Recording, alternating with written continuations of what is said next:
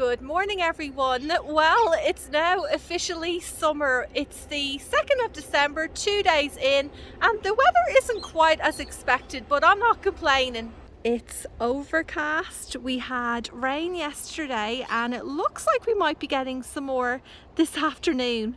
This garden is pumping out the flowers and food.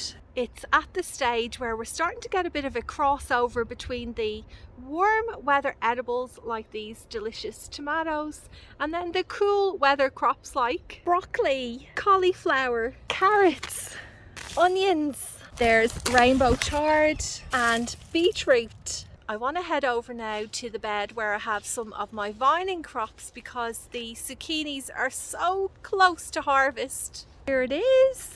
They're growing amongst the apple trees, which really need a desperate thinning out. I said that to you last week. I was hoping to get it done by this Friday, but I still haven't got around to it. Another thing I didn't get around to doing yet was tying up these Lebanese cucumber plants. Oh, and you know what? I'm having dreadful trouble with something digging around them. I firstly thought it was the chickens, but I'm actually not too sure now who is doing this. What I might end up doing to prevent it is put some twigs in there to stop the animal from scratching around. Anyway, so here we've got the button squash, there's a Lebanese zucchini, and then there's the blackjack zucchini. I reckon in about 3 days I'll be picking this off, or it could even be less if you do get a bit of rain this afternoon. It has been a few weeks since I've given you an update on this part of the garden. There's mostly cut flowers and herbs growing in this spot. Oh, and it just feels like a jungle already. You know when your garden gets a bit out of control by the end of summer, early autumn? Well, it feels like it is. It doesn't feel like it is like that already. Here it is from a different angle. You've got row 1, row 2, and over there is row 3. In row 1 there's some nigella which is about to flower. Behind them is this patch of zinnias. They're only just starting to bloom, so this variety is called Canary Yellow. And also growing in here is a variety called Pink Luminosa. This is one I actually harvested a couple of days ago. Interestingly, with zinnias, you see this part like all along here, that's called the ray floret.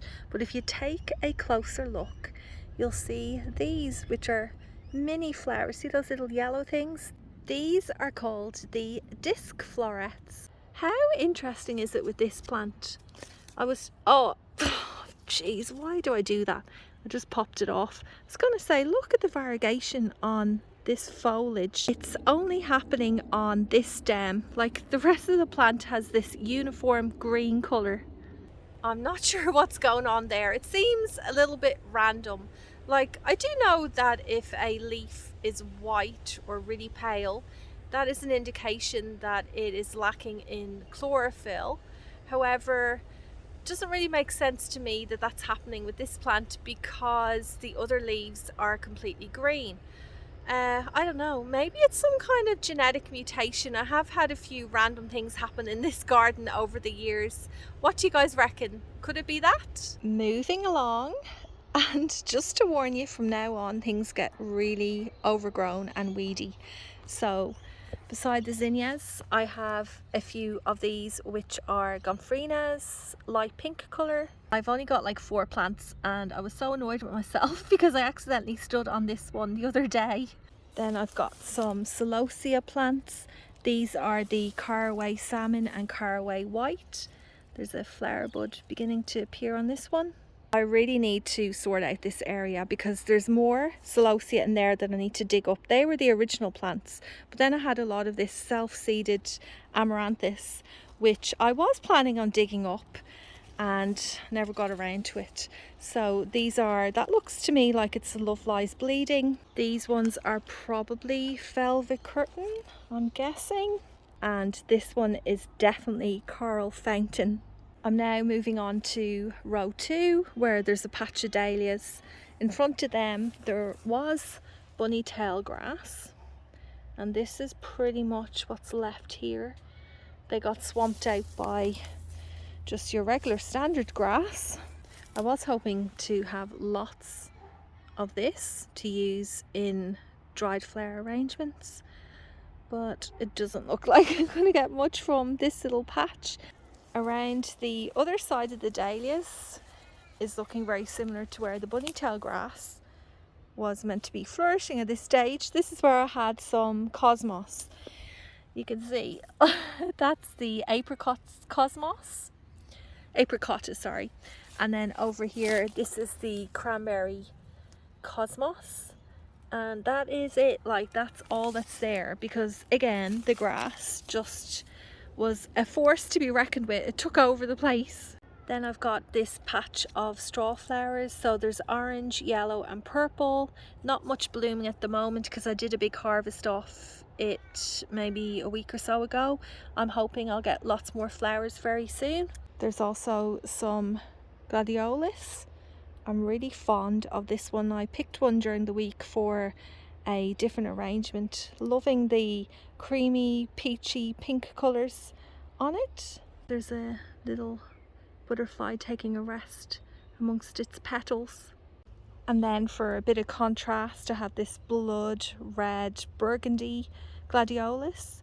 They came from a mixed corn pack, so it's a bit of potluck what you'll get. And here I've got lots of lilies. This came from a mixed bag of lily bulbs. Plenty of different colours in here. I need to stake them up next year, or at least put some kind of netting down, because they're all just flopping over. The straw flowers on the glads on the lilies.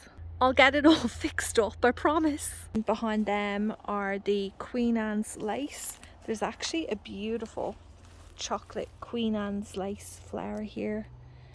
Oh, that's exciting. Got lots more buds too. Plenty to harvest very soon. Then there's lots of dill flowers. I've already picked some of these for this week's bouquets. And then back here is a bit of a disaster. This is where I planted lots of cosmos. You can actually see a few flowers here and there, but it's just struggling because I've neglected it pretty much. Ugh, an absolute mess. That cosmos is right behind me, and we're now in row 3, which is a little bit shorter. Here we have some catmint. There's also oregano, but unfortunately it's been flattened by this, which is the Persian cress. I have started to tie up all of the Persian cress. I've got a bit more to go, and then hopefully that will help the oregano bounce back. We're now back to the start. There is quite a bit of work to do in here, transplanting, tying plants up, weeding, but you know what, with a few hours of work put into this space, I'll be able to get it back up to speed.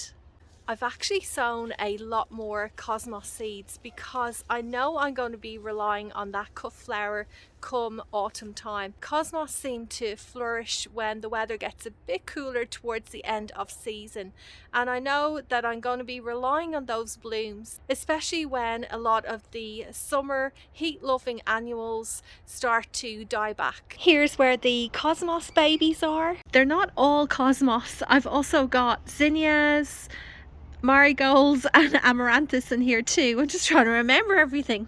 With the cosmos I sowed Sensation Mix. They're shades of pink and white. It's actually from an old seed pack and there's no sign of germination yet. I sowed them maybe last week, so that's not a great sign. I might need to get some fresh seeds for them. And then over here is the Cosmos Purity. They're starting to poke through the soil. I wasn't able to find any more seeds in my stash of the apricot cosmos and the double click cranberry. So you know what that means? I might need to go on a bit of a shopping spree tonight for some more seeds. It's not a bad thing, is it? The timeline on this video is a little bit mixed up. So I am Friday Brenda and you're about to watch Thursday Brenda again, because oh that's a bit weird. You're gonna see me harvesting some flowers, then we'll take a look at the other 2 big buckets of flowers I cut, and then finally we'll be back to today, which is Friday, and we'll check out the flower arrangements that I put together with those beautiful blooms, the ones that I sent off to Tarmore Garden Centre this morning. I just grabbed a bucket and filled it with some fresh water, making sure it's really clean. I always give it a wash with some warm soapy water before use. I'm going to harvest these lilies first. They've got really long stems, so I give it a cut right down here near the base. Unlike a lot of other cut flowers, lilies do not put out side shoots, meaning that it's just one stem per bulb. So this now will be finished for the season. It's very easy to strip the foliage off your lily stems. All you need to do is with one hand hold the stem firmly at the top, just below where the buds and flowers are, and then with your other hand come in, circle around the stem and give it a quick but firm pull down, just like this.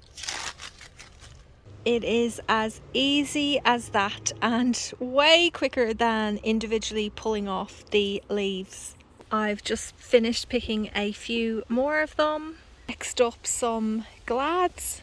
I was thinking I might even just put the lot of these into one arrangement and add a few filler flowers and greenery, because they look quite nice all together if I can get them to look a bit more straight.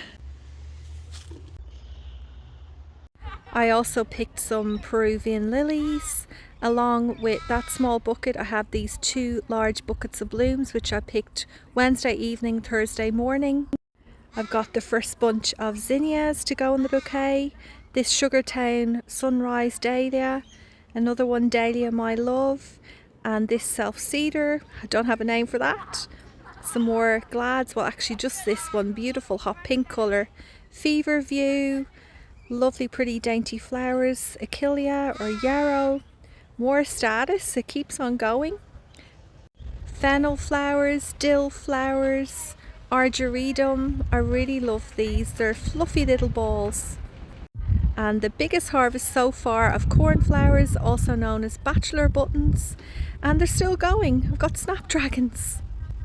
Well, here are the 4 bunches that I put together. Super colourful. They're getting more colourful as the weeks go on, but that makes sense because there's a lot more flowers to choose from. Something I've learned from starting my new business, Bren's Blooms, is how much I absolutely love putting arrangements together. It really is just such a creative process. So here's bouquet number 1, and then we have number 2, more kind of deeper burgundy red colours, purples. That's usually the type I go for. Then this one is more like spring type. And my favourite, the creams, pinks, beautiful. Well, that is it for this week, everyone. Thanks so much for sticking around until the end. I hope you all have a fantastic week ahead, and I'll see you again next Friday.